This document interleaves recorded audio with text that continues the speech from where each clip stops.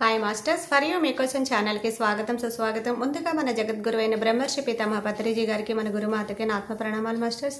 Okay masters, ముందుగా అందరికీ కార్తీక మాసం శుభాకాంక్షలు మాస్టర్స్. మాస్టర్స్, మన ఛానల్లోని కార్తీక మాసం ధ్యాన శివోహం జరుగుతుంది మాస్టర్స్. 30 రోజులు 30 మంది మాస్టర్లు వచ్చి మనకి ఎంతో గొప్ప ఆత్మజ్ఞానం అందిస్తున్నారు. ఈరోజు లాస్ట్ రోజు మాస్టర్స్. ఈరోజు పోలేరు స్వర్గం. ఈ ఆత్మజ్ఞానం అందించడానికి సీనియర్ పీరియడ్ మాస్టర్ గారైన సీతాకుమారి గారు కొల్లలమావిడి నుంచి వచ్చారు. మేడం గారిని సాదరంగా ఆహ్వానించుకుందాం. నమస్తే madam, welcome madam. Thank you for you మీకోసము అని ఎప్పుడు మీకోసమని సిద్ధంగా ఉంటారనమాట. మరి ఎంతోమంది మాస్టర్ల దగ్గర నుంచి ఆత్మజ్ఞానాన్ని ఈ యూట్యూబ్ ద్వారా ప్రపంచం అంతటికీ కూడా అందడానికి ప్రతి క్షణము కుటుంబము వారి హస్బెండ్ చక్కగా సతీష్ గారు కూడా మన పత్రిసారి కాన్సెప్ట్లు ఎంత అద్భుతంగా ఆయనతోటి మాట్లాడుతున్నట్టు రికార్డ్ చేసుకుని మనకి పెట్టడం జరుగుతుంది. ప్రతిదీ కూడా నేను మరి వాట్సాప్లో పెడుతున్నాను, అలాగే స్టేటస్లో కూడా పెడుతున్నాను. అందరూ చూడండి. అవి మనం ఎంచుకుని తీసుకోవాలంటే చాలా కష్టము. పత్రిసారి కాన్సెప్ట్లు ఆయన చక్కగా ఆహ్వానించి ముఖ్యమైన పాయింట్లు అందులో పెట్టడం నాకైతే చాలా చాలా బాగా నచ్చింది. మరి అలాగే ఈ కుటుంబ సభ్యులు అందరూనండి, వాళ్ళ పిల్లలిద్దరూ కూడా ఈ కంప్యూటర్ వర్క్ ఎంతో పని చేస్తేనే కానీ ఈ కార్యక్రమం అవ్వదండి. ఒక్కళ్ళ వల్లే ఏమీ అవ్వదు. మన పద్మజ మేడం అంటున్నారు, సరిత గారి కుటుంబం అంతా కూడా దీనికి అంకితం అయిపోయారు, వాళ్ళందరూ చేయగలుగుతున్నారు, అంతవరకు నేను ఒకరిదాన్ని చేయలేకపోతున్నాను. వారి కుటుంబ సభ్యులు కాబట్టి చక్కగా అందరూ సహకరించి ఎన్నో ప్రోగ్రామ్స్ మరి ప్రపంచానికి అందిస్తున్నారు. మరి మీ కుటుంబానికి, మీకు మరియు మీకోసం ఛానల్ వారికి అందరికీ కూడా హృదయపూర్వకమైన ధన్యవాదాలండి. ఇంతటి సజ్జన సాంగత్యానికి మనకి అందించిన మన పితామహ అయినటువంటి బ్రహ్మర్షి సుభాష్ పత్రిజీ గురుదేవులకి, గురుపత్ని అయినటువంటి స్వర్ణమాల అమ్మకి మరి ఆత్మ ప్రణామాలండి. ఈ జూమ్ సెక్షన్లో వీక్షిస్తున్న వారందరికీ కూడా హృదయపూర్వకమైన ధన్యవాదాలు. మనము ఇవాళ పోలీస్ వర్గము, మరి పోలి స్వర్గానికి ఎందుకు వెళ్ళిందో తెలుసుకుందామండి. నెల రోజులు మనం దీపం పెట్టినా కానీ ఈ పోలమ్మ కథ వింటేనే కానీ మనకి పుణ్యం రాదని చెప్పారు. అంటే ఆవిడ ఎంత పుణ్యవతో చూడండి. మరి ఆవిడ గురించి తప్పనిసరిగా అందరూ తెలుసుకోవాలి, ఆవిడ ఎలా జీవించారో.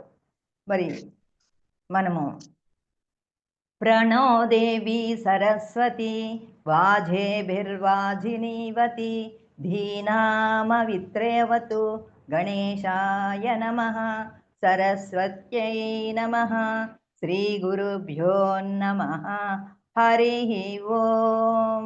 ఓం పత్రీశ్వరాయ విద్మహే జ్ఞానదేవాయ ధీమహి తన్నః సర్వ ప్రచోదయాత్. ఓం సాయీశ్వరాయ విద్మహే సత్యదేవాయ ధీమహి తన్నః సర్వ ప్రచోదయాత్. ఓం శ్రీ వేద పురుషాయ నమః. ఓం శాంతి శాంతి శాంతి.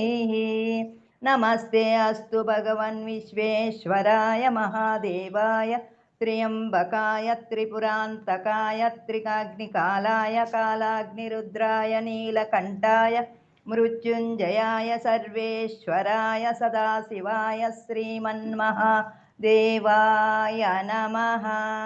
ఓం శాంతి శాంతి శాంతి. Thank you masters, thank you.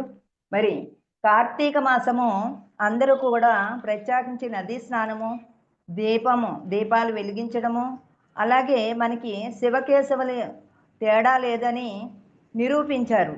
ఈ కార్తీక మాసంలో శివుడి వేరే, విష్ణువు వేరే కాదు, మేము వైష్ణవులు అండి, మేము శివభక్తులు అనే ఆ యొక్క భేదభావాన్ని మాపడానికి ఈ కార్తీక మాసంలో శివకేశవులకి పూజ ఎంతో పవిత్రమైందని మనకి చెప్పడం జరిగింది.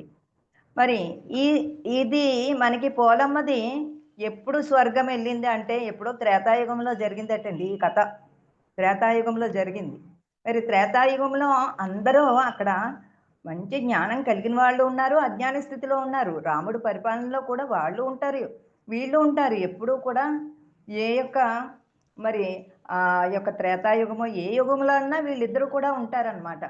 అలాగా ఆ టైంలోని అక్కడ చాకలి, రజకుడు అంటే చాకలి అంటే ఇక్కడ కులాలు లేవండి. ఎవరైతే బ్రహ్మజ్ఞానాన్ని పొందుతారో వారు పరమాత్ముడికి ఇష్టలవుతారనమాట.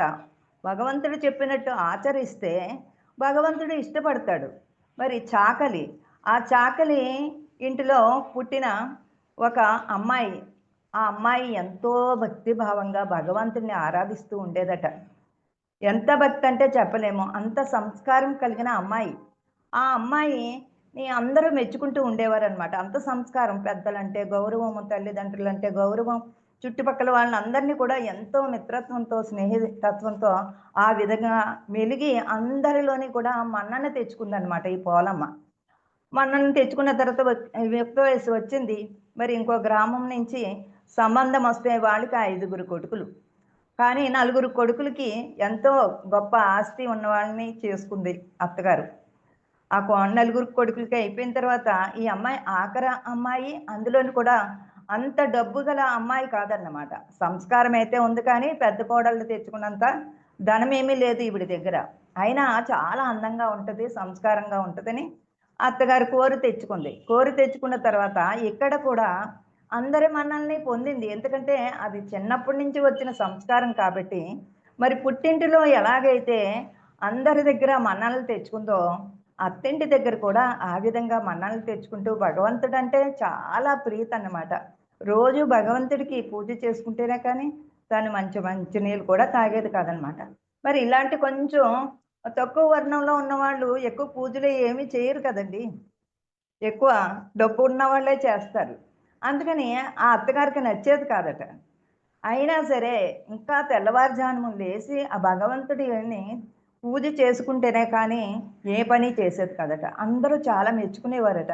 మన వర్ణంలో ఇలా పూజలు చేసేవాళ్ళు ఎవరు లేరు అని అత్తగారిని చాలా గొప్పగా, నీ కోడలు ఎంత అద్భుతంగా పూజ చేస్తున్నాగా మూలనే ఆ భగవంతుడితో ఉండడం గురించే ఆవిడికి మరి ఇంత సంస్కారం వచ్చింది అని అందరూ మెచ్చుకుంటుంటే తోటికోడళ్ళు, అత్తగారు సహించలేకపోయేవారట. పెళ్ళయిన తర్వాత ఒక కార్తీక మాసం వచ్చింది.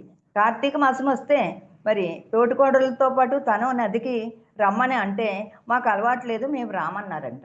రామంటే తన ఒక్కరితే అన్ని పనులు చేసుకుని నదికెళ్ళి స్నానం చేసి ఆ దేవుణ్ణి మనసారా స్మరించుకుని వచ్చేదట. ఈ ఈ భక్తి చూసి వారు కులంలో ఉన్న వాళ్ళందరూ కూడా చాలా బాగా, నువ్వు బ్రాహ్మణ కులంలో పుట్టాలి, కానీ పొరపాటున భగవంతుడు మరి ఈ రజక కులంలో పుట్టించాడు అని కోడల్ని మెచ్చుకుంటుంటే చాలా అసూయ వచ్చేసింది. మనం కూడా చేద్దాము, తను దేవుడి పూజ చేసిన మూలనే కదా తనని అందరూ మెచ్చుకుంటున్నారు అంత సంస్కారవంతురాలని. మనము వచ్చే సంవత్సరం కార్తీక మాసం వచ్చినప్పుడు మనము ఈ పోలమ్మకి అసలు పూజ చేయడానికి ఏమీ అందుబాటులో ఇవ్వకుండగా మనమే నదికెళ్ళి, నలుగురు కోడళ్ళు, అత్తగారు మనమే నదికెళ్ళి మరి పూజ చేద్దాము. ఆ పోలమ్మకి ఈ పేరు రాకుండా మనం చేద్దామని ఆ తోటికోడల మీద చాలా కక్ష కట్టారంట. ఈ 5గురు కూడా కక్ష కట్టి ఇంటిల్లపాతి పని అప్పచెప్పేసేవారంట. కానీ తన సంస్కారం కలిగి ఉన్న అమ్మాయి కాబట్టి ఎంతో సహనంగా, వాళ్ళకి పూజ దేవుడు అంటే తెలీదు కాబట్టి వారు అలా ప్రవర్తిస్తున్నారు అని వాళ్ళని ఏమీ అనకుండగా తను ఎంతో సహనంతో ఇంట్లో పనులన్నీ చేస్తూ ఉండేదట. ఎంత చేసినా ఇంకా ఇంకా పనులు ఆళ్ళు కూర్చొని లేకుండా వంట చేయడము, తోమడము, బట్టలు ఉతకడము ఇవన్నీ చాలా శరీరం సహకరించకపోయినా ఆ భగవంతుడికి మొరపెట్టుకుంటూ ఉండేదట. స్వామి ఏమిటి, నేను చిన్నప్పటి నుంచి నిన్నే నేను కొలుసుకున్నాను. నాకు ఎవ్వరూ లేరు. కానీ నా భర్త ఆ తల్లి చిన్న కొడుకు మూలని తల్లి ఎంత చెప్పితే అంత. నా కష్టం నా భర్తకు చెప్పినా నా భర్త కూడా వినట్లేదు. అమ్మకు అన్నీ తెలుసు. అమ్మ ఏం చెప్తే అదే చెయ్యని అంటున్నాడు. నా పరిస్థితి ఏంటి అని ఆ దేవుడికి చెప్పుకుని రాత్రుళ్ళు ఏడుస్తూ ఉండేదట. కార్తీక మాసం రానే వచ్చింది. మరి ఒక సంవత్సరం చేయనివ్వకుండా చేసేసారు కదా! ఈ సంవత్సరం కూడా చేయనీయకుండా చేసేసారనమాట. పువ్వులు కూడా చెట్టునున్న పువ్వులన్నీ తెంపుకుని వెళ్ళిపోయేవారట.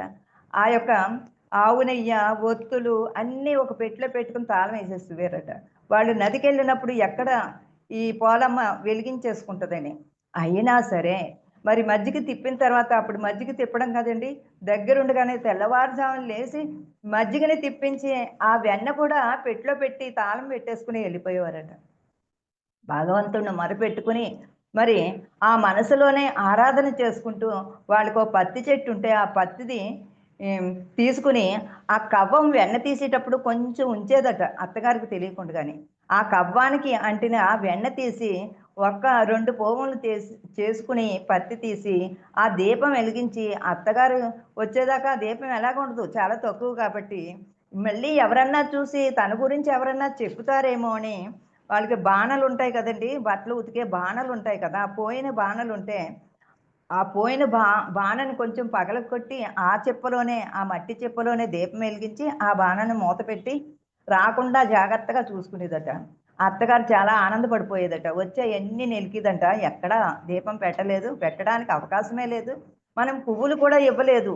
ఈ ఈ తనకి భక్తి ఎలాగొస్తదో చూడాలని నెల రోజులు అయిపోయినాయి. నెల రోజులు అయిపోయిన తర్వాత రోజు అత్తగారాళ్ళు అలాగెళ్ళిపోయిన తర్వాత తను దీపం పెట్టి మరి ఎంతో భక్తి భావంగా భగవంతుడిని ఆరాధన చేస్తుంటే మరి ఆ ఆఖరి రోజున కూడా వాళ్ళన్ని సామగ్రులు పట్టుకెళ్ళిపోయిన తర్వాత రోజూ చేసినట్టే ఆ దీపం పెట్టిందంట. దీపం పెట్టి ఆ భగవంతుడిని ఆరాధన చేస్తూ ఆరాధన చేసేటప్పుడు ఏమనుకునిదట భగవంతుడిచ్చాడండి మనకి. అహింసో ప్రథమం పుష్పం పుష్పమింద్రియ నిగ్రహ సర్వభూత దయా పుష్పం తప పుష్పం శాంతి పుష్పం ధ్యాన పుష్పం తథైవ చ క్షమా పుష్పం విశేషతః సత్యాష్టమిదం పుష్పం విష్ణో ప్రీతికరం భవేత్. ఈ శ్లోకం నేర్చుకుందంట ఆ పోలమ్మ. ఈ శ్లోకం నేర్చుకుని అహింసో ప్రథమం పుష్పం, నిన్ను తెలుసుకున్న తర్వాతే నేను ఏ జీవిని కూడా నేను చంపి తినలేదు భగవంతుడా, అన్ని జీవుల్లోని నువ్వే ఉన్నావు కదా, అన్ని జీవుల్లోని కూడా నేను దర్శించాను. అందరూ అనుకుంటారు మేము కార్తీక మాసం అంతా దీపాలు పెట్టుకున్నాము, స్వర్గం ఎందుకు వెళ్ళలేకపోతున్నారండి? మనం ఈ భావాలతో ఉంటే మనము ఎన్ని దీపాలు పెట్టినా స్వర్గం వెళ్ళమండి. ఏ దేవుడు మెచ్చడు. భగవంతుడు మెచ్చే పనులు చెయ్యాలి. అందుకని అంతర్ముఖ సమారాధ్య బహిర్ముఖ సుదుర్లభ అంది లలితామ్మవారు. అంతర్ముఖంగా నన్ను సమారాధన చెయ్యండి. బహిర్ముఖంగా మీరు ఎన్ని దీపాలు పెట్టినా, ఎన్ని కుంకుమ పూజలు చేసినా ఏదో తాత్కాలికమైన ఉపశమనం కలుగుతుంది కానీ నన్ను ఎప్పటికీ చేరలేరని చెప్పింది. అందుకని ఆ యొక్క పోలమ్మ అంటుంది, నేను ప్రథమ పుష్పాన్ని, నేను అహింసాయుతంగా ఉన్నాను కాబట్టి నీకు ఇక్కడ పెట్టడానికి పుష్పాలు ఏమీ లేవు స్వామి, నా దగ్గర ఏ పుష్పాలు లేవు. అందుకని వాళ్ళు నన్ను బాధ పెడుతున్నారని నేను వాళ్ళ మీద ఎప్పుడూ కోపాన్ని పెట్టుకోలేదు. ఎందుకు అంటే వారు ఇప్పుడు వరకు పూజ చేయలేదు కాబట్టి ఇక్కడ పుష్పాలన్నీ పట్టుకెళ్ళి పూజ చేస్తే ఎక్కువ పుణ్యం వస్తుందని పట్టుకెళ్ళిపోయారు. అయినా నాకు పుష్పాలు లేవని బెంగేమీ లేదు. ఎందుకంటే నేను అహింస అనే పుష్పాన్ని మీకు సమర్పిస్తున్నాను. నేను ఏ జీవిని హింసించడం కాదు, ఏ ఆత్మని కూడా హింసించకుండగా నన్ను ఈ విధంగా ప్రేమతత్వంగా ఉండేలాగా నన్ను కరుణించు తండ్రి అని నమస్కారం చేసి దీపం వెలిగించి నమస్కారమించి అహింసో ప్రథమం పుష్పమని ఒక్క పుష్పాన్ని ఆ భగవంతుడికి సమర్పించి అలాగ రోజుకో పుష్పం గురించి పాడుకుంటూ అలాగ సమర్పించిందంట. ఆత్మ సమర్పణ చేసిందంట. అక్కడ ఏమీ ద్రవ్యాలు లేవు, అయినా సరే ఆత్మ సమర్పణ చేసిందంట. పుష్పమింద్రియ నిగ్రహ అంటే ఈ ఇంద్రియాలన్నీ కూడా మనసే పరిపాలిస్తుందని అంటారు కదా. మనసు పరిపాలిస్తే మన ఈ శరీరం గురించే ఆలోచన చేస్తూ ఉంటుంది మనసు ఎంతసేపు కూడా. శరీర భోగాల గురించే ఆలోచన చేస్తూ ఉంటుంది. మంచి మరి మాటలు వినాలని, మంచిగా ఆ కళ్ళతోటి చూడాలని, ఆ దృశ్యాలన్నీ ఇలాగ ప్రాపంచికమైన వ్యవహారాలనే కలిగిస్తుంది కాబట్టి ఆ మనసు లేని స్థితికి నన్ను తీసుకెళ్ళు పరమాత్మ. నువ్వు నా హృదయంలోనే ఉన్న పరమాత్ముడు నువ్వు. నిన్ను ఆరాధన చేయడానికి నా దగ్గర ఏమీ లేవు. నా ఇంద్రియాలు నాకు సహకరించేలాగా చెయ్యి. నీ నామం పలికేలాగా నా నోరును ఉపయోగించు. నాకు సాత్వికమైన ఆహారం తినేలాగా, నా అత్తగారు ఎలాగా వాళ్ళు వండుకొని వేరేగా తింటున్నారు, నువ్వు ఏదో ఒకటి కాయగూర వండుకొని తినమంటున్నారు. అది నా భాగ్యం. వాళ్ళు తినమంటే నేనేం చేయలేను కాబట్టి వారు అన్ని కోళ్ళని మేకల్ని తెచ్చుకొని తింటున్నారు. కానీ నువ్వు ఏ ఆకులో అలములో వండుకు తినమన్నారు. నా భాగ్యము. మా అత్తగారు ఆ యొక్క మాంసాహారం అనేది తిననివ్వకుండా నన్ను దూరం పెట్టిందంటే నా అదృష్టము. మా అత్తగారే నాకు గురువు నేను శాకాహారిగా ఉండడానికి. అందుకని నా ఇంద్రియాలన్నీ కూడా నా స్వాధీనంలో, ఎందుకంటే ఈ ఇంద్రియాలన్నీ కూడా మనసు పరిపాలిస్తుంది.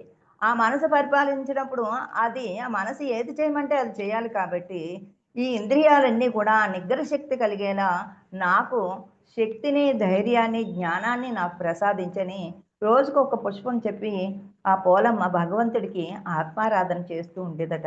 ఆ ఇంద్రియ నిగ్రహం రావాలని, ఇంద్రియ నిగ్రహం రాకే కదండీ చాలామంది ధ్యానం చేసినా మాంసం మానలేకపోతున్నారు. మాటను కూడా శుద్ధమైన మాటలు మాట్లాడడానికి కూడా ప్రయత్నం చేయట్లేదు. ఎందుకంటే అక్కడ ఎరుకుని కోల్పోతున్నారు. ఏ మాట నోట్లోంచి వస్తుందో ఆ ఎరుకుని కోల్పోవడం వల్లే నోటిలోంచి వచ్చే ప్రతి మాట మన వాస్తవం అయిపోతుంది. ఎప్పుడైతే మనకు వాస్తవం అయిపోయిందో అదే మన అనారోగ్యానికి, సమస్యలకి, కష్టాలకి అన్నిట్లికి కారణము. ఇక్కడ ఇలాగ కార్యక్రమాలు చేసిన మరి నా ఈ నాడీ మండలానికి ఎందుకు అనారోగ్యం వస్తుంది అనంటే, మరి ఎన్నో జన్మల పరంపర కదండీ ఈ ఆత్మ. మనం తెలుసో తెలియకో మాటల ద్వారా గానీ, చేష్టల ద్వారా గానీ ఎన్నో హింస ఎంతో హింస చేసి ఉంటాము.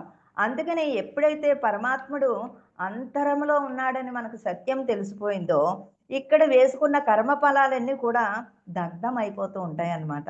ఎప్పుడైతే దగ్ధం అయిపోతూ ఉంటాయో, అవి తెలియనోళ్ళు అనుకుంటారు, మేము ధ్యానం చేస్తున్నాము, ఇంత ప్రచారం చేస్తున్నాము, ఇన్ని క్లాసులు చేయిస్తున్నాము, అయినా నాకు ఏంటి ఈ అనారోగ్యం ఏంటి అని బాధపడుతూ ఉంటారు. కానీ అది శుద్ధి చేసుకోవడానికే కదా! నాడీ మండలి శుద్ధి చేసుకోవడానికి ఈ భూమి మీద వచ్చాము కాబట్టి, అందుకని ఎవరైతే ఎక్కువగా ధ్యానం చేస్తున్నామో, ప్రచారం చేస్తున్నామో, మూలములో ఉన్న కర్మలన్నీ కూడా దగ్ధమైపోతూ ఉంటాయండి. ఆ జ్ఞానం తెలిసినప్పుడు మనకి తట్టుకునే శక్తి వస్తదనమాట. సహనం వస్తది. ఎప్పుడు కూడా సరిగ్గా ఆహారం తినక మరి ఒళ్ళు బాగోకపోయినా సరే ఇంట్లో పని తప్పేది కాదంట ఈ పోలంకి. ఆ భగవంతుడిని కోరుకుంటూ ఉండేదట. ఈ నాడీ మండలి శుద్ధి చెయ్యి పరమాత్మ. ఇది ఎప్పుడైతే ఈ నాకు బాధలు, నొప్పులు వస్తున్నాయో అది తట్టుకునే శక్తి ఇమ్మని కోరుకునేదట. నేను పారిపోతానని ఈటిల నుంచి పారిపోతానని అనుకునేది కాదంట. నేను ఏ జన్మలో ఏ పాపం చేశానో, మా అత్తగారిని ఏ జన్మలో ఎంత బాధ పెట్టానో, అందుకనే మాటల ద్వారా నన్ను హింసిస్తుంది. అందుకని ఇవన్నీ కూడా తట్టుకునే శక్తిని నాకు ఇవ్వు పరమేశ్వర. ఎందుకంటే నా భర్త కూడా నా అధీనంలో లేడు. పెళ్ళంటే ఇష్టం కాబట్టి పెళ్లి చెప్పిన మాటలే వింటున్నాడు. నన్నే తప్పు పడుతున్నారు ఇంత పని చేసినా. అంటే వాళ్ళని ఏ జన్మలోనే నేను జన్మంటూ తెలియకపోయినా మరి ఏదో జన్మలో నేను పాపం చేసుంటాను. ఆ పాప ఫలితమే నాకు వాళ్ళ ద్వారా నాకు మరి ఈ కర్మ ఫలాలన్నీ నాకు వస్తున్నాయని మరి నా ఇంద్రియాల్ని నాకు సహకరించేలాగా చెయ్యి. ఇదే రెండో పుష్పము నీకు సమర్పిస్తున్నాను. నేను నువ్విచ్చిన పుష్పాలు ఇవ్వడానికి ఇక్కడ ఏమీ లేవు. నా ఆత్మ పుష్పాన్ని నీకు సమర్పిస్తున్నాను అని ఇంక సర్వభూత దయా పుష్పము. మరి సకల జీవకోటిది కూడా వాళ్ళని ఇది హింస చెయ్యొద్దంటే వాళ్ళెవరూ వినట్లేదు. అందుకని నా వంతుగా నేను ఏ జీవిని కూడా హింసించలేనటువంటి ఆ ఆత్మస్థైర్యాన్ని నాకు కల్పించు. ఎందుకంటే వాళ్ళు తెచ్చి నన్ను కొయ్యమంటున్నారు ఇవన్నీ కూడా. కానీ ఆ జీవుల్ని నేను చంపుతుంటే నాకు చాలా దుఃఖమొస్తుంది. ఈ పని నేను చేయలేకపోతున్నాను ప్రభు. నన్ను ఆ హింస నుంచి నన్ను కాపాడు. ఈ జీవుల యందు నాకు దయని ప్రసాదించావు కాబట్టి, కరుణ ప్రసాదించావు కాబట్టి, ఈ హింసని నేను చేయలేకపోతున్నాను. ఈ హింసాతత్వం నుంచి నన్ను బయటికి తీసుకురా. వాళ్ళు అనే మాటలు, వాళ్ళు పెట్టే బాధలు అన్నీ కూడా తట్టుకునే శక్తి నాకు ఇవ్వు. అందుకని సర్వభూత దయా పుష్పము ఈ పుష్పాన్ని మీకు సమర్పిస్తున్నాను. ఇక తప పుష్పము, శాంతి పుష్పము. తప తపము అంటే పుష్పం అంటే తపము అంటే ధ్యానం చేయడం ఏంటో నాకు తెలీదు. తపస్సు అంటే ఎవరో మునీశ్వరులు చేస్తారు. అది ఎలా చేయాలో నాకు తెలీదు. నేను సామాన్య గృహిణిని. అందుకని నాకు శాంతం అనే పుష్పాన్ని ఇవ్వు పరమాత్మ. ఆ తపం ఎలా చేయాలో నాకు తెలీదు కాబట్టి శాంతి అనే పుష్పము నాకు సమర్పించు అని నీకు ఆ పుష్పాన్ని సమర్పిస్తున్నాను. అందరి యందు కూడా నేను దయ, శాంతి కలిగేలాగా నన్ను కరుణించు పరమాత్మ. ఇక ధ్యాన పుష్పం తదైవచ. ఈ ధ్యానం కూడా ఎలా చేయాలో నాకు తెలీదు. ఋషులందరూ తపస్సు చేస్తారు. తపః అంటే తగ్గించుకోవడము. తపః అంటే తపస్సు కాదండి, తగ్గించుకోవడము. మన ఇంద్రియాల సౌఖ్యాల్ని తగ్గించుకోవాలి. మనం తినే ఆహారాన్ని తగ్గించుకోవాలి. మన ఆడంబరాలు తగ్గించుకోవాలి. తపస్సు అంటే ఇయన్నీ తగ్గించుకోవాలి. ఇయన్నీ తగ్గించుకుంటున్నాను నేను. అంత ఆడంబరంగా ఉండకూడదు, ఎవరిని హింసించకూడదు, ఇయన్నీ తగ్గుతున్నాయి. కానీ ఈ ధ్యానం అనేది నాకు తెలీదు. అందుకనే ఆ ధ్యానము నాకు తెలీదు కాబట్టి నాకు క్షమాగుణము ఇవ్వు పరమాత్మ. నన్ను ఎవరు బాధపెట్టినా సరే, ఎవరు హింసించినా సరే, ఆ క్షమాగుణాన్ని నేను ఎప్పుడైతే నేను క్షమ కలిగి ఉంటానో, మరి వారందరిని క్షమించేస్తానో, అప్పుడు నాకు చాలా హాయిగా ఉంటుంది. నేను చాలా సున్నితంగా ఉంటాను. నేను చాలా సరళంగా ఉంటాను. కానీ ఆ కఠినంగా మాటలు నేను తట్టుకోలేకపోతున్నా. అయినా సరే వాళ్ళ మీద కోపం కానీ, ద్వేషం కానీ, అసూయ కానీ ఇలాంటి అసురీ గుణాలు నాలో లేకుండగా నువ్వు చేసి క్షమాగుణం అనేటటువంటి పుష్పాన్ని నాకు ప్రసాదించు అని ఆ తర్వాత సత్య పుష్పము, సత్య అష్ట మిదం పుష్పము. సత్యంలో జీవించాలి. ఎప్పుడూ కూడా అసత్యం అనేది, అబద్ధం అనేది నోట్లోంచి రాకూడదు. కానీ ఒక్కొక్కసారి సత్యంగా మాట్లాడితే ఎన్నో విపరీతమైనవి నా మీద చాలా అభండాలు ఏస్తున్నారు. మరి దాన్ని తెప్పించుకునే మార్గము అసత్యం ఆడితే దానివల్లే ఇంకా పాపము నాకు వస్తుంది కాబట్టి, ఎంత కష్టమైనా నేను తట్టుకునే శక్తిని ఇచ్చి, నన్ను సత్యంలో ఉండేలాగా నాకు ప్రసాదించు పరమాత్మ అని ఈ విధంగా రోజు ఈ 8 పుష్పాలని భగవంతుడికి సమర్పించి, ఆ బాన కింద దీపం పెట్టి, అప్ ఆళ్ళు వచ్చేటప్పటికి ఆ దీపం అయిపోయిన తర్వాత కనిపించకుండగా దాచేసి, ఆ విధంగా భయం భయంగా జీవిస్తూ అందరి యందు ప్రేమ, కరుణ, దయ అన్నీ కలిగి ఉన్న పోలమ్మ ఆఖరి దీపం పెట్టిన తర్వాత విష్ణుమూర్తి చాలా ఆనందపడిపోయాడట. తన సద్గుణాలను చూసి, ఇంత అద్భుతమైన సద్గుణాలు కలిగిన ఈ అమ్మాయికి ఇంకా ఈ కుటుంబంలో ఇంక బాధలు ఉండకూడదు. వాళ్ళు, వాళ్ళు అంతటా ఈ కర్మ ఫలాలన్నీ వాళ్ళు అనుభవించాలి. ఈ అమ్మాయి ఇంత సద్గుణాలు రాశి కాబట్టి, మనం ఈ తక్షణమే స్వర్గం తీసుకెళ్ళిపోతాము అని విష్ణుమూర్తి విమానాన్ని పంపించేశారట కిందకి. ఇంకా అత్తగారు వాళ్ళు ఆ నదీ స్నానానికి వెళ్ళి ఇంకా రాలేదు. ఆ విమానం రాగానే ఈ పోలమ్మ రాని ఏంటి విమానం వచ్చిందేంటి ఇక్కడికి మా ఇంటి దగ్గరికని ఆశ్చర్యపోతూ దగ్గరికెళ్తే అక్కడ విష్ణు భక్తులందరూ కూడా వాళ్ళ భక్తులు వచ్చారు కదా తీసుకెళ్ళడానికి. అమ్మా నువ్వెంతో సంస్కారాన్ని కలిగి ఉన్నావు. నిన్ను ఎంతమంది కష్టపెట్టినా, నీ కుటుంబం వాళ్ళు కూడా అంత కష్టపెట్టినా నువ్వు ఎంతో సహనంగా ఓర్చుకున్నావు. క్షమ కలిగి ఉన్నావు. నీ సద్గుణాలకే నువ్వు పెట్టిన దీపానికి కాదు మేమొచ్చింది. నీలో ఉన్న సద్గుణాలకి మెచ్చి విష్ణుమూర్తి విమానం పంపించారు. ఎందుకంటే నువ్వు శారీరకంగా ఇంక బాధలు పడకూడదు. అందుకని నిన్ను డైరెక్ట్‌గా స్వర్గానికి తీసుకెళ్ళిపోతామని ఇలా ఎక్కి కూర్చునేటప్పటికి అమ్మో! మా ఇంటి ముందు విమానం ఆగిందేంటని గబా గబా వచ్చేసారట వాళ్ళు. ఆ అత్తగారు, తోటికోడళ్ళు వచ్చి అమ్మో! విమానం వచ్చింది. ఎవరొచ్చారు మన ఇంటికి విమానం మీద ఎప్పుడూ చూడలేదు. ఇంత దేదీప్యమానంగా వెలుగుతూ ఉందని వాళ్ళందరూ పరుగు పరుగున వచ్చేటప్పటికి ఈ పోలమ్మని చెయ్యి పట్టుకొని చక్కగా విమానం ఎక్కిస్తున్నారట. అమ్మో! అమ్మో! మన చిన్న కోడలు విమానం ఎక్కి ఎక్కడికెళ్ళిపోతుందో, అసలు ఇలాంటి పరిస్థితి మరి ఆ అమ్మాయికి ఎలా కలిగిందని ఆళ్ళకి అయోమయమైపోయిందంట. వచ్చి ఆ విమానం అప్పటికే కొంచెం పైకి లేసిపోతుందంట.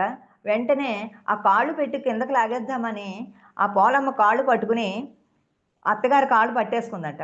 అత్తగారు పట్టేసుకుంటే అది పైకెళ్ళిపోతుందనమాట. పైకెళ్ళిపోతుంటే ఒకళ్ళ కాళ్ళు ఒకళ్ళు పట్టుకుని పైకెళ్ళిపోతున్నారట.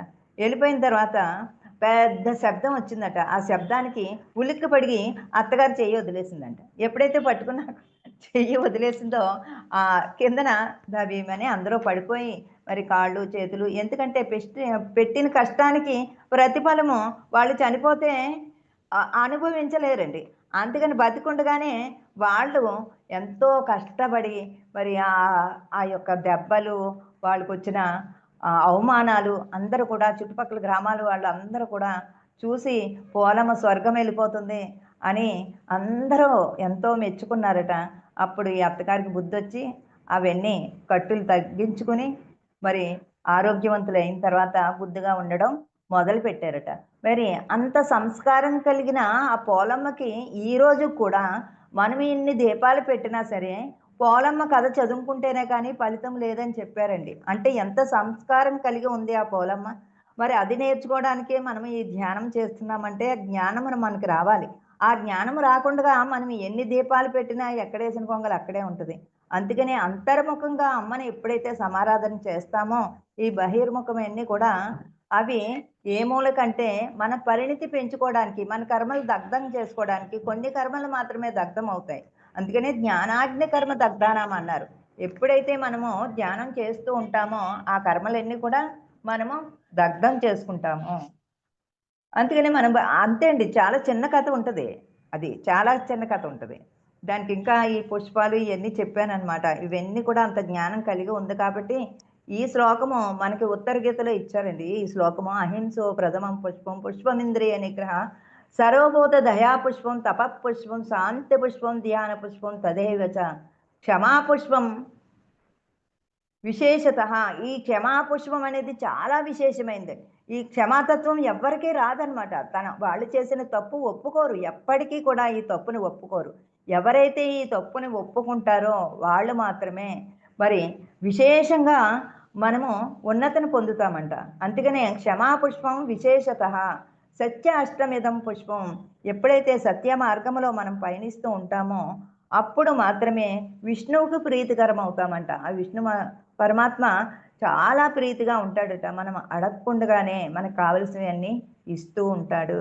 మరి ఆ విధంగా మనం ఎప్పుడైతే జీవిస్తామో హరిమయమ విశ్వమెల్లయో హరి విశ్వమయ మయుంటూ సంశయము పని లేదు. హరి ఎక్కడున్నాడు? అంతటా అన్నిటా ఉన్నాడు. ప్రహ్లాదుడు నిరూపించాడు కదా, హరి ఎక్కడున్నాడంటే అంతటా అన్నిటా ఉన్నాడని నిరూపించాడు. అందుకని ఒక గుడిలోనే కాదు, ఒక నదిలోనే కాదు, అంతటా కూడా ఆ పరమాత్ముడి యొక్క చైతన్యము విరాజిల్లుతూ ఉంది. అందుకనే అంతటా అన్నిటా కూడా పరమాత్ముని దర్శించాలి అనే ఈ కార్తీక మాసములో ఇంత పవిత్రంగా ఉండడానికి కారణం ఏమిటంటే ఇవన్నీ మనం ఎప్పుడైతే మనము ఆరాధన చేస్తూ ఉంటామో ప్రకృతి అంతా పులకించిపోతుంది. ప్రకృతిని మనం హింసించము, ఏ జంతువుని హింసించము. ఎందుకంటే ఆ మాలలు వేసుకుని ఎంతో పవిత్రంగా ఉంటారు స్వాములు. ఈ ఈ కార్తీక మాసంలోనే మనం దీపాలు పెట్టడం వల్ల ఎలాంటి హింస చేయకూడదని మరి ఏ జంతువుని చంపడం కానీ చేయడం కానీ ఏమీ చేయరు. అందరూ పవిత్రంగా మంత్రాలు చదువుతూ, మంత్రానికి ఎంతో శక్తి ఉందండి. ఆ మంత్రశక్తి ఎంత అద్భుతమైందంటే ఈ తరంగాలుగా వెళ్ళి అక్కడున్న నెగిటివ్నంతా కూడా కరిగించేస్తూ ఉంటుంది. అందుకని వేద పండితులు మంత్రాలు చదువుతూ ఉంటారు. ఆ మంత్రశక్తి వల్ల ఎంతో శక్తి పెరుగుతూ ఉంటుంది. మనం ఎప్పుడైతే హింస చేస్తామో మరి నెగిటివ్ ఎక్కువగా ప్రెజర్ వెళ్తుంది. పాజిటివ్ తక్కువే ఉంటుంది కాబట్టి మనము తక్కువగా పాజిటివ్గా ఉంటున్నాం కాబట్టి ఆ నెగిటివ్ శక్తులు మనకి హాని చేస్తున్నాయి. ఆ నెగిటివ్ శక్తులను మనము ఆపాలి అంటే అందరిలో ఆ దైవత్వాన్ని చూడగలగాలి. మనం ఒక్కలమే దైవాలమా? అందరిలో దైవత్వం చూడాలి అంటే మన ఇల్లు శుభ్రం చేసుకుంటే సరిపోతుందా? మన ఇంటి పక్కన ఉన్న వాళ్ళు కూడా శుభ్రంగా ఉండాలండి. శుభ్రంగా ఉంటేనే మన ఇంటి ముందు కూడా శుభ్రంగా ఉంటుంది. మనం ఎంత శుభ్రం చేసినా ఆ పక్కన ఈ పక్కన చెత్తగా ఉంటే మరి మంద కూడా చెత్త అయిపోతుంది. అందుకని ఇంటి పక్కన ఉన్న వాళ్ళకి కూడా ఈ ధ్యానం చెప్పాలి మనం. ఈ పక్కన ఉన్న వాళ్ళకి, ఆ పక్కన ఉన్న వాళ్ళకి కూడా ధ్యానం చెప్తే అక్కడ అమ్మలక్కల కబుర్లు ఆగిపోతాయి. ఎక్కడ క్లాస్ ఉంది? ఏ జూమ్‌లో ఏ క్లాస్ ఉంది? అని ఈ ముచ్చట్లే వస్తాయి కానీ మరి ఆసోపోసిగా ముచ్చట్లు రానే రావని ఎంతో చక్కగా మనకి చెప్పడం జరిగింది. ఇక మంత్రపుష్పం గురించి చెప్పుకుందామండి. మరి మంత్రపుష్పం మనం గుడికెళ్తే పంతులు గారు మంత్రపుష్పం లేనిది మనల్ని బయటకి పంపించరు. ఎందుకంటే మంత్రపుష్పం చెప్తామని చేతిలో మరి ఆ మంత్రపుష్పం చెప్పినప్పుడు డబ్బులు కూడా ఏస్తామని ఖచ్చితంగా మంత్రపుష్పం మన చేత చెప్పిస్తూ ఉంటారు. దాన్ని మనము ఈరోజు చక్కగా విశ్లేషణ చేసుకుందామండి.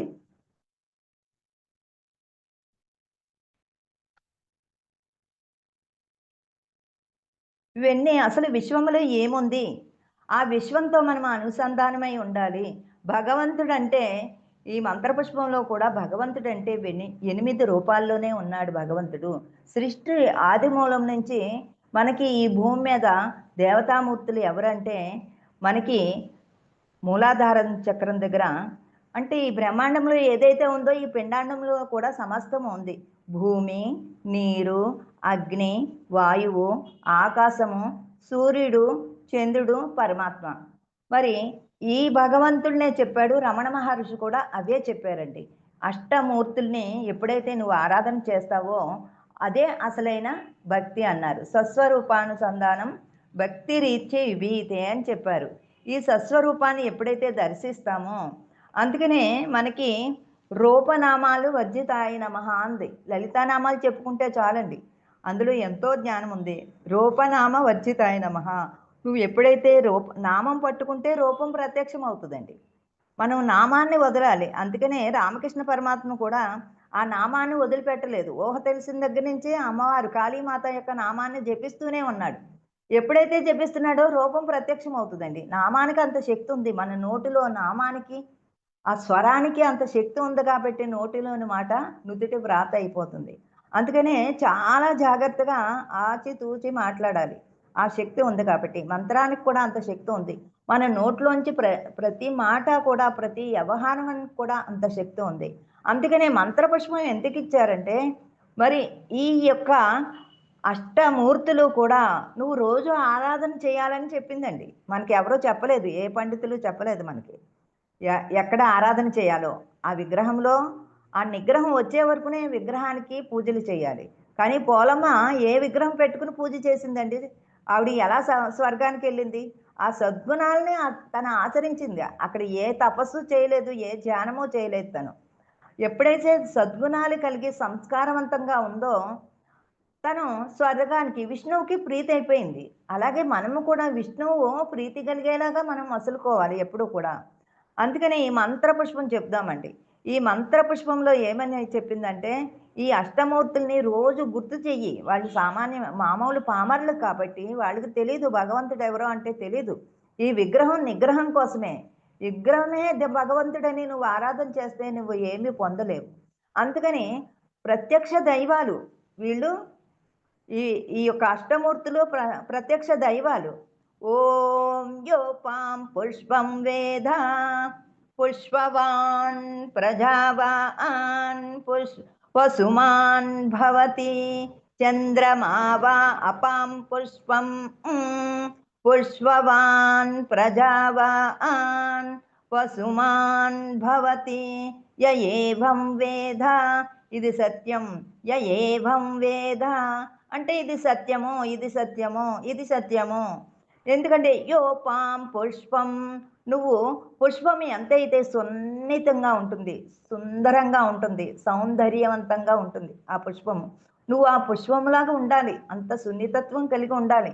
కానీ కఠినంగా ఉండడానికి కారణం ఏమిటంటే కఠినాత్మమైనటువంటి ఆహారాన్ని తీసుకుంటున్నావు. దానివల్ల నీకు జాలి దయ లేదు కాబట్టి ఆ కఠినాత్మంగా నువ్వు ఆ జంతువుల్ని, వృక్షాల్లో ఉన్న పువ్వుల్ని కూడా, పుష్పాలను కూడా కోసేస్తున్నావు. భక్తి భక్తి అనుకుంటా. ఈ పుష్పాలను నాకు సమర్పించు. అంతేకాని నేను ఇచ్చిన పుష్పాలను తీసుకొచ్చి నాకు పూజ చేస్తే నాకేమన్నా సంతోషమా? ఒక్కరోజు సూర్యుడు ప్రకాశించలేదనుకోండి, అక్కడ ఏ పని జరగదు. ఆ పువ్వులు కూడా మొగ్గ వికసించదు. ఆ మొగ్గలాగే ఉండిపోతుంది. మరి నేను లేకపోతే ఆ పుష్పాలే నువ్వు ఎక్కడి నుంచి తెస్తావు? మరి నేనిచ్చిన పుష్పాలు తీసుకొచ్చి నాకు పూజ చేస్తే నాకేమీ ఆనందం కాదు. అందుకని ఈ అష్టదళ పుష్పాలను నాకు సమర్పించు. అప్పుడు నేను మిమ్మల్ని ఇష్టపడతానని చెప్పాడు. ఇక పుష్పవాన్, పుష్పం ఎంత సున్నితంగా ఉంటుందో అలా ఉండు. ప్రజావాన్, ఈ ప్రజలందరూ కూడా పశువుల్లాగా జీవిస్తున్నారు.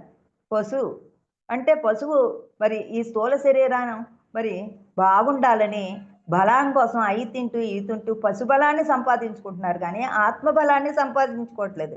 ఆ పశుతత్వాన్ని వదిలిపెట్టి ఎప్పుడైతే నువ్వు ధ్యానం చేస్తావో అప్పుడు నీకు పశుపతి, పశుపతి అంటే శివుడు ఎప్పుడూ ధ్యానం చేస్తూ ఉంటాడు. పశుపతిగా నువ్వు తయారవ్వు.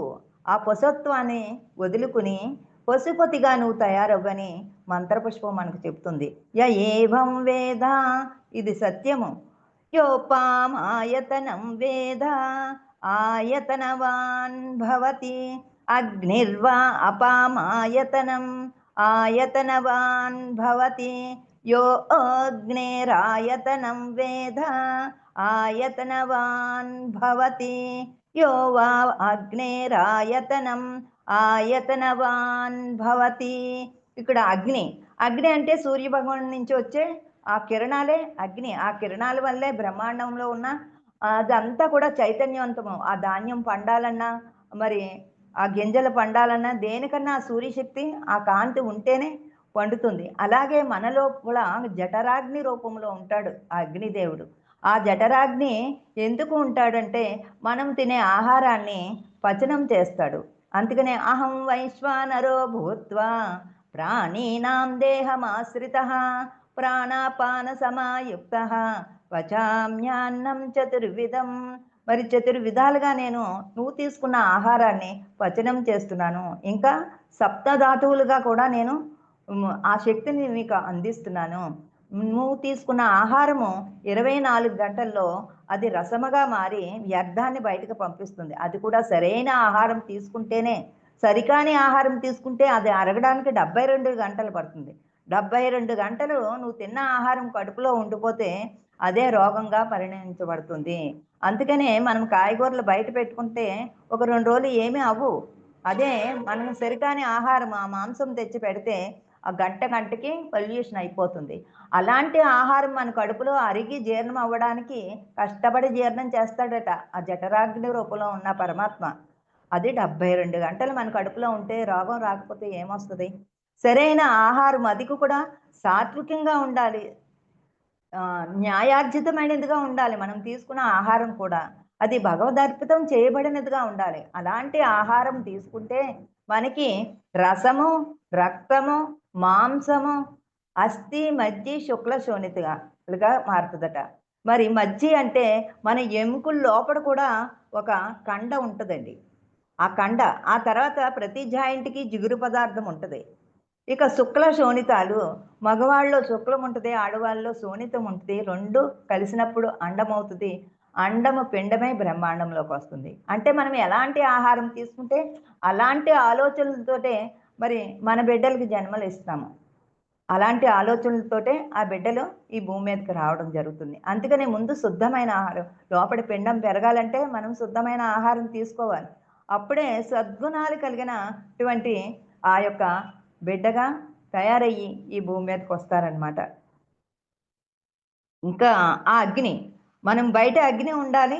మన లోపల కూడా అగ్ని ఉండాలి. ఈ బయట అగ్ని లేకపోయినా మన పని జరగదు. సూర్య భగవానుడి యొక్క శక్తి తీసుకోకపోయినా. అలాగే మనలో ఈ జఠరాగ్ని అనే తత్వం లేకపోతే మనం తినే ఆహారం ఏమీ అరగదు. చూడండి మన శరీరం చల్లగా అయిపోయిందంటే వేడి పుట్టడానికి మళ్ళీ మనము ఎన్నో క్రియలు చేస్తూ ఉంటాం. అందుకని మన శరీరంలో వేడి ఉంటది. అదే అగ్ని తత్వము.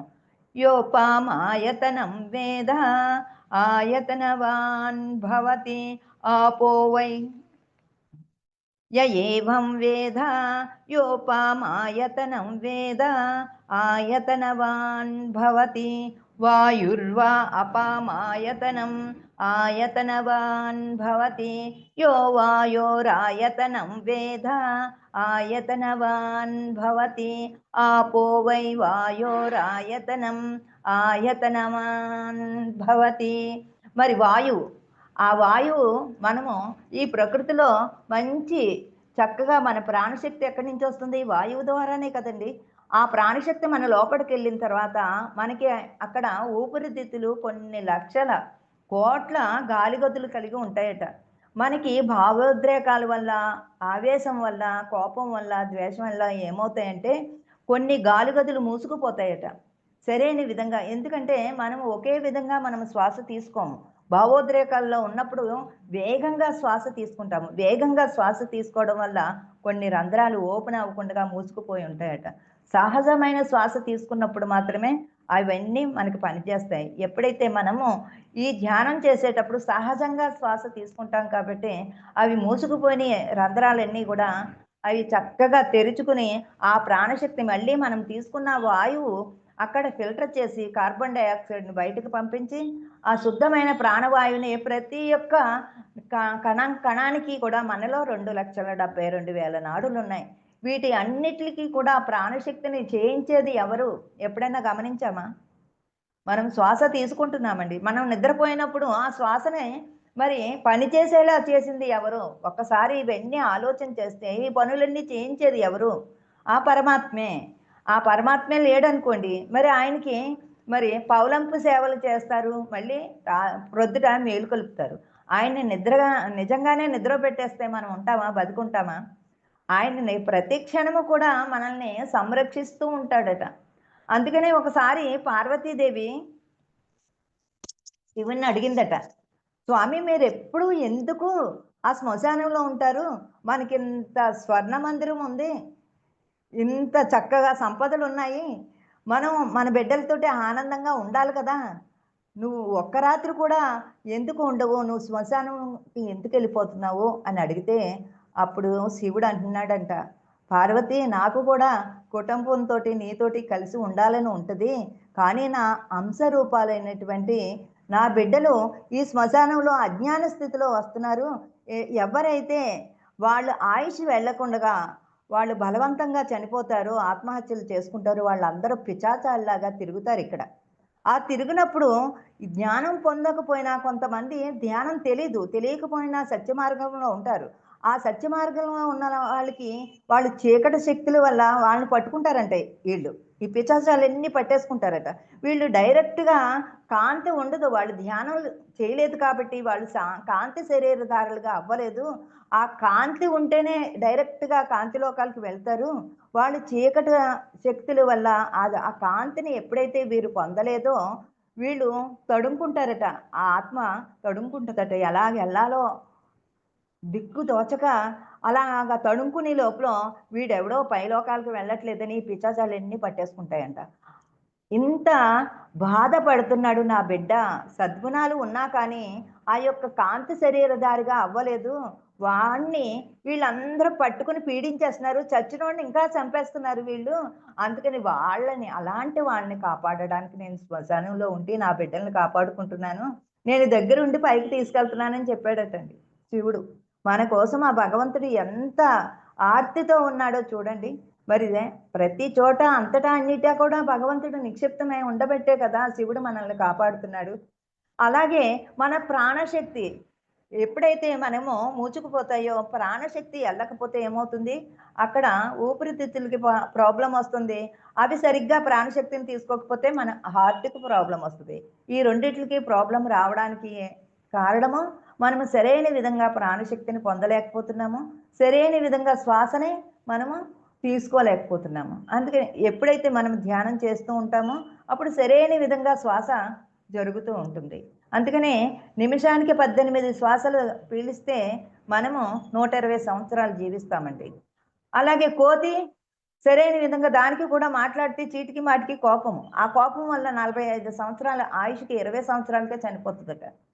మరి ఇంకా తాబేలుంది. తాబేలు ఎంత సంస్కారంగా ఉంటదంటే, తనకి అవసరం ఉన్నప్పుడు ఆ యొక్క ఇంద్రియాలన్నీ బయటకు తీసి, ఆ తర్వాత అవసరం లేనప్పుడు తన లోపలికి పెట్టుకుని శ్వాసను గమనిస్తూ ఉంటదట. అది 400 సంవత్సరాలు జీవిస్తది. మరి మనకు కూడా అర్ధాయుసు అయిపోయింది కదా! 60 సంవత్సరాలు వచ్చేటప్పటికి ఇంకా బతికారంటే చాలా అదృష్టం అనుకుంటున్నారు. అప్పటికే ఒంటి నిండా రోగాలొచ్చేస్తున్నాయి. ఇక్కడ శాంతి లేదు. మరి ఈ రోగాలతోటి డబ్బులు ఖర్చయిపోయి బతకలేక మరి కుటుంబంతోటి ఇబ్బందులు ఏర్పడి భగవంతుడా నన్ను ఎప్పుడు తీసుకెళ్ళిపోతావు అని అంటున్నారు. మరి తపస్వి మహారాజు 195 సంవత్సరాలు జీవించాడండి భూమి మీద. ఎలా జీవించగలిగాడు? భగవంతుడు 100 సంవత్సరాలే అనుకుంటాము. హిమాలయ యోగులందరూ కూడా 400 సంవత్సరాలు జీవించి ఉండగలుగుతున్నారు. వారు ఎలా జీవించగలుగుతున్నారు అనంటే ఆ శ్వాస ప్రక్రియ. ఎప్పుడైతే శ్వాసను గమనిస్తూ ఉంటే చూడండి మనలో కూడా శరీరంలో మార్పు అంత బేగా రావట్లేదు. ఎందుకంటే మనం కంట్రోల్ చేసుకుంటున్నాము. మన శ్వాసను సరైన విధంగా జరపడం వల్ల మన ఆయుష్ మనం ఎప్పుడైతే మనం మొదలుపెట్టామో అప్పుడు ఏ పరిస్థితిలో ఉందో ఈ శరీరము ఆ పరిస్థితుల్లోనే ఉంది. ధ్యానం చేయలేని వాళ్ళని చూడండి ఒక 60 సంవత్సరాలు వచ్చేటప్పటికి ముసలి వాళ్ళలాగా తయారైపోతున్నారు. ఎందుకంటే వాళ్ళకి ఎనర్జీ లేదు.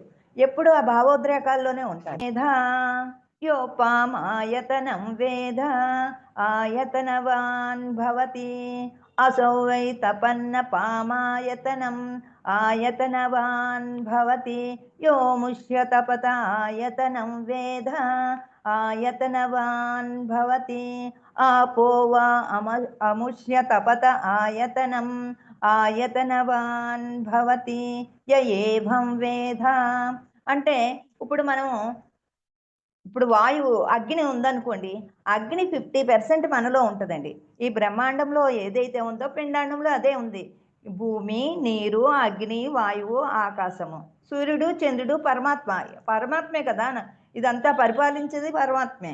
మనల్ని పరిపాలించేది ఆయనే. కానీ ఇవి మనము అగ్ని ఉందనుకోండి, అగ్ని 50% ఉంటదట. అందులో ఎన్ని ఇమిడి ఉంటాయండి. అందులో నీరు, ఆ తర్వాత వాయువు, అగ్ని అన్నీ కలిసి ఉంటాయి. అగ్నికి తోడుగా ఇవన్నీ ఉంటేనే ఆ ఇంద్రియం పనిచేస్తదండి. అగ్నికి తోడు ఇవన్నీ ఉంటేనే సూర్య భగవానుడు పరిపూర్ణమైన శక్తిని అందిస్తాడు. ఆ విధంగా కలిసిమెలిసి ఉంటాయంట అన్నీ కూడా. అగ్ని అంటే అగ్ని ఒక్కటే ఆ పని చేయదండి. వాయువు అంటే వాయువు ఒక్కటే ఆ పని చేయదు. అందుకని అన్నీ ఇమిడి ఆ వర్క్ చేస్తూ ఉంటాయన్నమాట. యోపామాయతనం వేద ఆయతనవాన్ భవతి చంద్రమా వా అపామాయతనం ఆయతనవాన్ భవతి యచ్చంద్రమసాయతనం వేద ఆయతనవాన్ భవతి ఆపో వై చంద్రమస ఆయతనం ఆయతనవాన్ భవతి. ఆ చంద్రుడు, అందుకనే చంద్రుడికి మనసుకి అవినాభావ సంబంధం ఉందట. ఆయన మరి ఇష్టదేవత ఎవరు అంటే మనసుకి ఇష్టదేవత చంద్రుడట. అందుకనే మనం పౌర్ణమి రోజున ధ్యానం చేసినప్పుడు ఈ యొక్క మనసు యొక్క చాంచల్యం చాలా ప్రశాంతంగా ఉంటుందట. ఎందుకంటే 16 కళలతో ఆ చంద్రుడు చాలా ప్రకాశవంతంగా విరాజిల్లుతూ ఉంటాడు.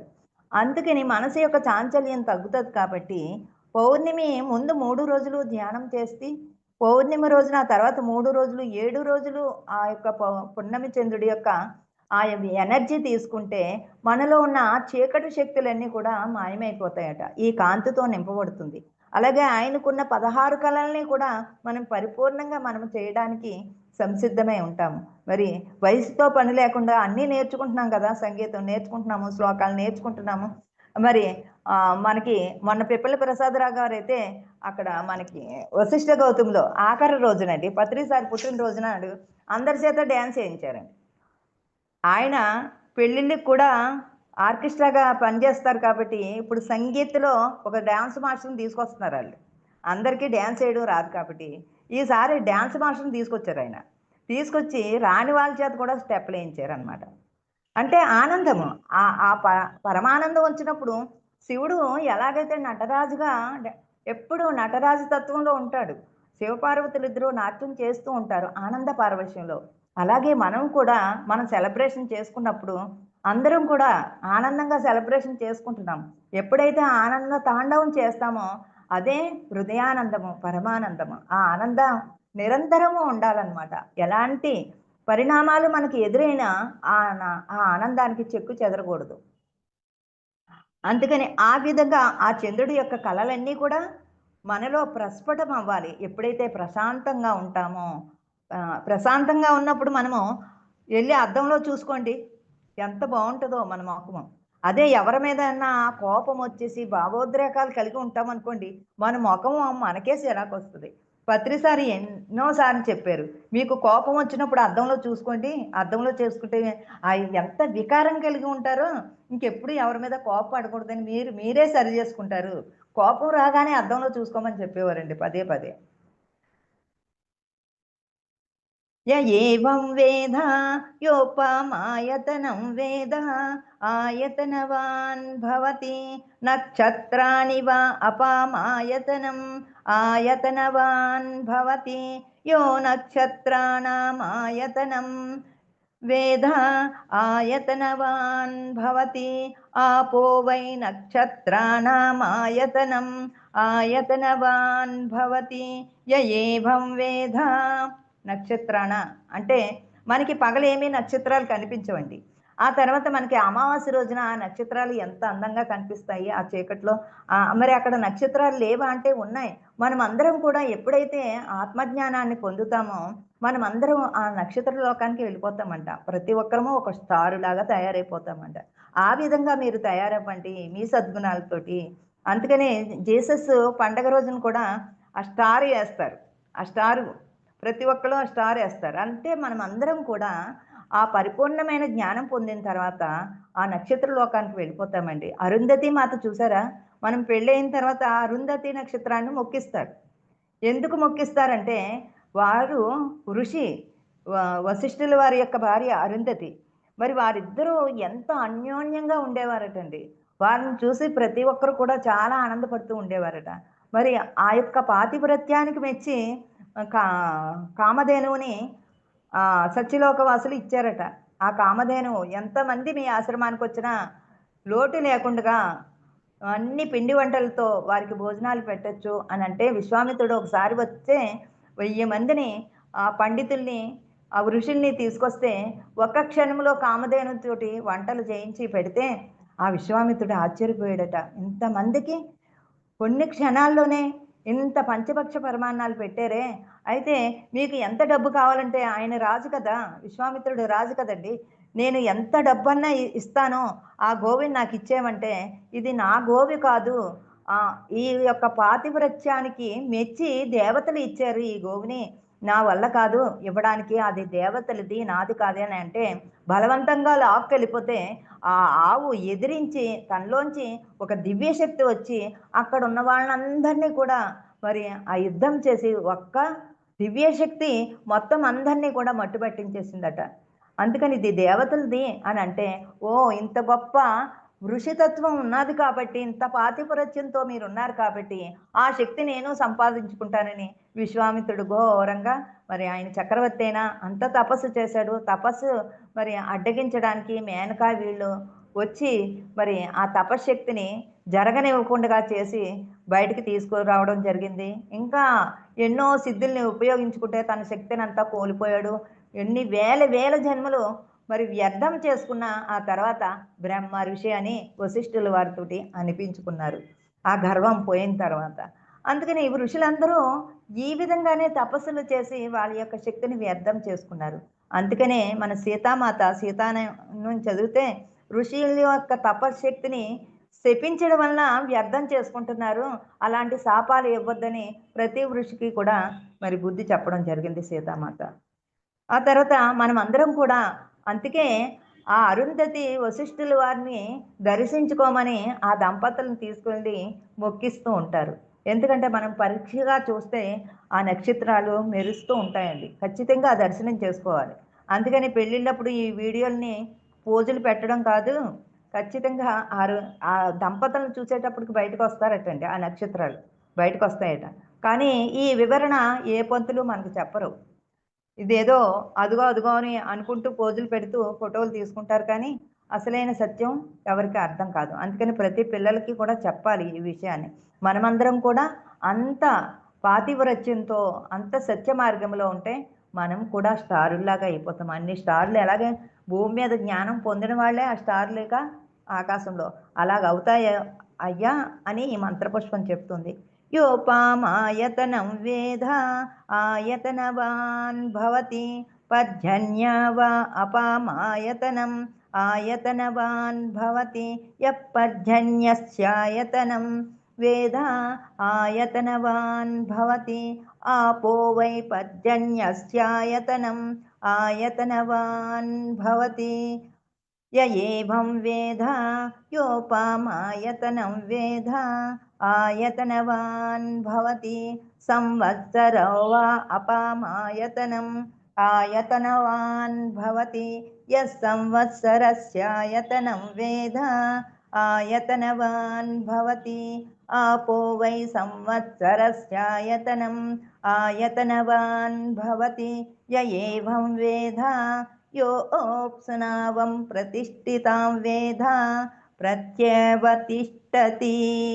మరి ఆ విధంగా మనం ఎప్పుడైతే జీవిస్తూ ఉంటామో ఇక సంవత్సరోవా మన బిడ్డ కడుపులో పడిన తర్వాత ఒక నెలకి ఎదుగుతూ ఉంటుంది. 9 నెలల వరకు ఎదుగుతూ ఉంటుంది, పరిపూర్ణం అవుతుంది. పరిపూర్ణమైన తర్వాత బయటకు వస్తుంది. బయటకు వచ్చిన తర్వాత తరుగుతూ ఉంటుందట. ఒక పుట్టినరోజు అయ్యేటప్పటికి ఒక సంవత్సరం తరిగిపోతుందా లేదండి? మనం ఏదో సెలబ్రేషన్ చేసుకుంటున్నాము. పొట్టలో పెరుగుతుంది, బయటకు వచ్చిన తర్వాత తరుగుతుంది. ఆ తరుగుతున్న విషయం మనకు అర్థం కాదు. ఆ తరిగి ఒక ఎప్పుడో ఒకప్పుడు బయటికి వెళ్ళిపోతుంది. ఆ వెళ్ళే లోపులో బ్రహ్మజ్ఞానాన్ని పొందు. నువ్వు మొదటి సంవత్సరం ఏదో పెరుగుతున్నాను అనుకుంటున్నావేమో, నువ్వు తరిగిపోయింది. ఓ సంవత్సరం తరిగిపోయింది. ఈ సంవత్సరంలో నువ్వేం నేర్చుకున్నావు అని జడ్జి చేసుకో. 5 సంవత్సరాల నుంచి కూడా బ్రహ్మజ్ఞానం పొందే అవకాశం ఉంది. అందుకనే పసిపిల్లలకి 5 సంవత్సరాల నుంచి ప్రాపంచిక విద్యతో పాటు ఈ యొక్క ఆధ్యాత్మిక విద్యను కూడా వాళ్ళకి చెప్పాలి. ఎందుకంటే ఒక సంవత్సరం తరిగిపోతుంది, మన ఆయుస్సు తరిగిపోతుంది. పుట్టినరోజు సెలబ్రేషన్ కాదు, తరిగిపోయే రోజు సెలబ్రేషను. అది గుర్తు తెచ్చుకోండి ప్రతి ఒక్కరికి కూడా. ఆ విషయం పిల్లలకు కూడా చెప్తే ఆ సమయాన్ని సరిగ్గా సద్వినియోగం చేసుకుంటారండి. లేకపోతే తరిగిపోయిన సమయాన్ని మనం తెచ్చుకోలేం కదా. ప్రతి క్షణము మనము సద్వినియోగం చేసుకోవాలి. సమయం చాలా చాలా విలువైనది అని చెప్తున్నారు. మరి అందుకనే సంవత్సరాలు ఇలా గడిచిపోతున్నాయి. తరిగిపోతున్నాయి. అది బాగా గుర్తుపెట్టుకోండి. ఓం రాజాధిరాజాయ ప్రసన్యసాయినే నమో వయం వై శ్రవణాయ కుర్మహే సమే కామాన్ కామకామాయ మహ్యం కామేశ్వరో వై శ్రవణో దదాతు కుబేరాయ వై శ్రవణాయ మహారాజాయ నమః. ఓం శాంతి శాంతి శాంతి. ఓం అసతో మా సద్గమయ తమసో మా జ్యోతిర్గమయ మృత్యోర్మా అమృతంగమయ. ఓం శాంతి శాంతి శాంతి. ఓం స్వస్తి ప్రజాభ్యః పరిపాలయంతాం న్యాయేన మార్గేణ మహిం మహిషాః. గోబ్రాహ్మణేభ్యः శుభమస్తు నిత్యం. సమస్తలోకాః సుఖినో భవంతు. సమస్తలోకాః సుఖినో భవంతు. సమస్తలోకాః సుఖినో భవంతు. ఓం శాంతి శాంతి శాంతి. ఓం స్వస్తి ప్రజాభ్యః. మరి ప్రజలందరూ కూడా స్వస్థితి కలిగి ఉండాలంటే పరిపాలన కూడా ధర్మమైన సత్యమైన పరిపాలన ఉండాలి. అలాంటి పరిపాలకులు రావాలి అనంటే ప్రజలే ఎన్నుకోవాలి. అలాంటి పరిపాలకులని ఎన్నుకున్నప్పుడు ప్రజలు పరిపాలకులు కూడా స్వస్థితి కలిగి ఉంటారు. గో బ్రాహ్మణేభ్య.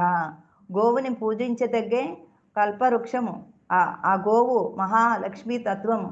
ఆ గోవు ఈ భూమి మీద హింసించినంత కాలము కూడా మానవుడికి కష్టాలు తగ్గవు కాక పోవు కాక పోవు. ఇక బ్రాహ్మణేభ్య. మరి ఎక్కడ కులము లేదు, కులాలు పెట్టలేదు భగవంతుడు వేదంలో వర్ణము.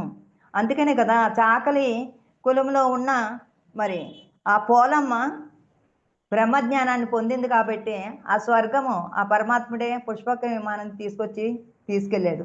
అలాగే శివబాలయోగి అండి, ద్రాక్షారామం దగ్గర ఒక ఆశ్రమం దగ్గర మరి శివబాలయోగి ఆయనది స్వాధ్యాయం చేస్తున్నామండి.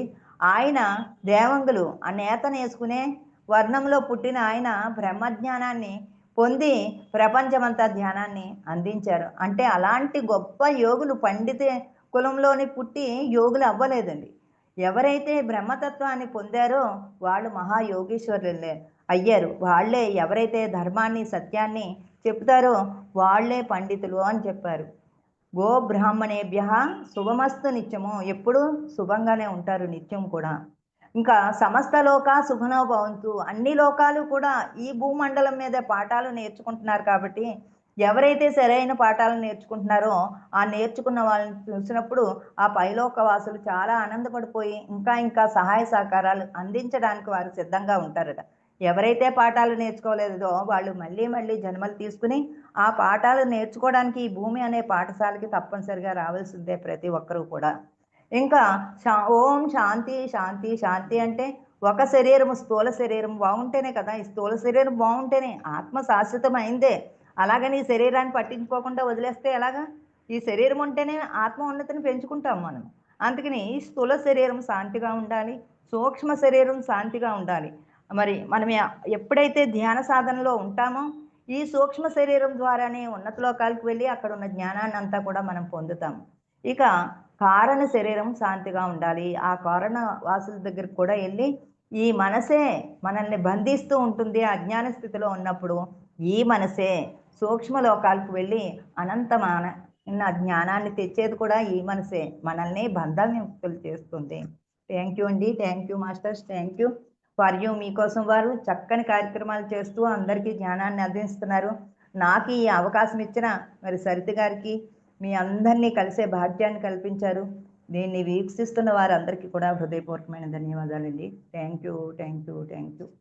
Thank you madam. Thank you so much madam. For you మీకోసం మన ఛానల్కి వచ్చి ఎంతో గొప్ప ఆత్మజ్ఞానం అందించిన మాస్టర్లందరికీ, సీతాకుమారి గారికి, పద్మావతి గారికి ధన్యవాదాలు తెలుపుకుందాం మాస్టర్స్. ప్రతినిత్యం ఎరుకతోటి ధ్యానం, స్వాధ్యాయం, సజ్జన సాంగత్యం చేద్దాం మాస్టర్స్. అందరి చేత చేయిద్దాం మాస్టర్స్. వైజాగ్కి మెగా పిరమిడ్ రావాలని పరమ గురువుల కోరిక, పత్రి గారి కోరిక, పత్రి మేడం కోరిక. మనం అందరం సంకల్ప ధ్యానం చేసి వైజాగ్కి మెగా పిరమిడ్ వచ్చేలా చేద్దాం masters. Thank you masters. Thank you.